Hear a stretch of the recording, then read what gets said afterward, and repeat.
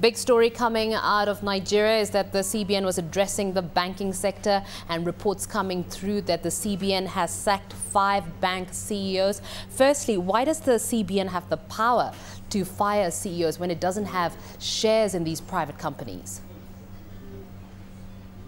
Well, thank you for having me. As you rightly said, there has been unconfirmed reports that the Central Bank of Nigeria has relieved 5 chief executives of Nigerian banks of their jobs as at today. What we know right now is that these reports, we do not have a firm report from the Central Bank of Nigeria yet, but as early this morning, the rumor mill was busy with the fact that 5 CEOs have been asked to step down. As we speak right now, we're expecting a confirmation from the Central Bank of Nigeria. We hear that the CBN governor will actually be addressing the press anytime now with a firm confirmation of what the CBN has decided to do. And for us, we would want to wait for a firm confirmation from the CBN of what they have done in terms of the banking sector. But back to your question about if the CBN has the powers to do what has been purported to have been done. From our standpoint, we believe that the Central Bank of Nigeria has an overview function, an oversight function over the Nigerian banks, and from time to time will take decisions that are in the best interest of the industry. If they have the right to come and sack a bank CEO, it's neither here nor there, but when we get the full report of what the CBN has done, then we will be able to confirm and comment appropriately. Well, like you say, they are unconfirmed reports, but why would the CBN, for instance, fire CEOs? What would be wrong with the banks in the first place for them to be fired? Well, in recent time, you know that we have had these issues about the loans that were given by banks, especially the margin loans that were given by banks. You find that what has happened in the Nigerian banking sector was whilst the capital market was having a free fall, we also had a reduction in the price of the main product of Nigeria, which was crude. And so while banks were grappling with the fact that they had given out margin loans for the capital market, they were also grappling with the fact that they had given loans to downstream players in the Nigerian oil and gas sector. And so all of this combined had shown that there were a lot of provisioning that needed to be done by banks. And what the CBN has said was to make sure that the loans that were given in the first instance were done according to international best practices, that the risk management practices and operations in the banks were up to date, and that they were going to have a sort of overview of what the banks have done to take a decision on what banks have done what, and if it's been done according to the right way as listed in the books of the banks. Now, what we have seen is that the CBN has been with the banks and have reviewed their books. And today we are going to receive a report on what CBN has received from the review of the bank's books. But I believe firmly, we believe firmly, that this could be an aftermath of the loans that were given for margin and the loans that were given to downstream oil and gas sector of the Nigerian economy. Now, as much as this is an unconfirmed report, what is this doing to investor sentiments right now in Nigeria? Well, the truth of the matter is that when the information started trickling out today, we noted that most of the market had already closed. The capital market had basically closed by the time the rumors started trickling out that the CBN had decided to sack 5 chief executives.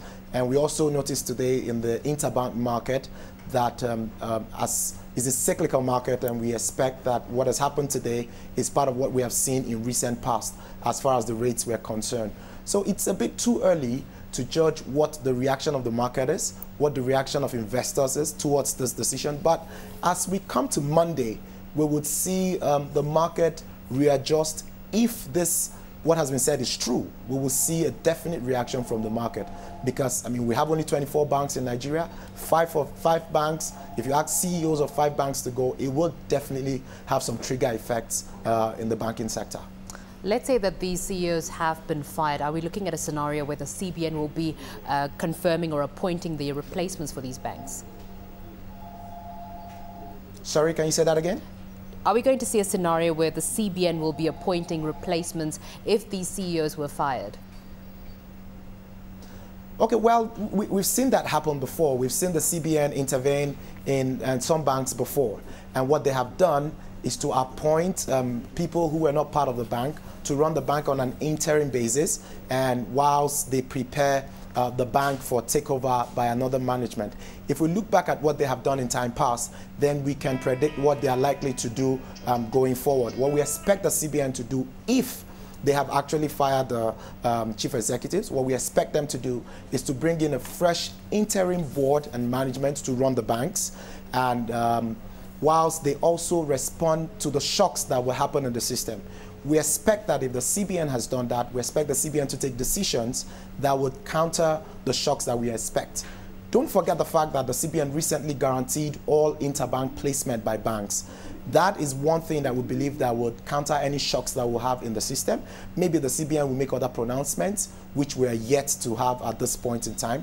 But we expect them to appoint an independent board, an interim independent board going forward, if indeed they have fired the CEOs. All right. In your opinion, do you think that these moves would either increase or does it decrease the risks of the banks right now? Well, the truth of the matter is that from our viewpoint, it should actually not have any adverse effect on the banking industry as a whole. The fact is that these steps are being taken to make sure that we don't have a systemic collapse of the banking industry.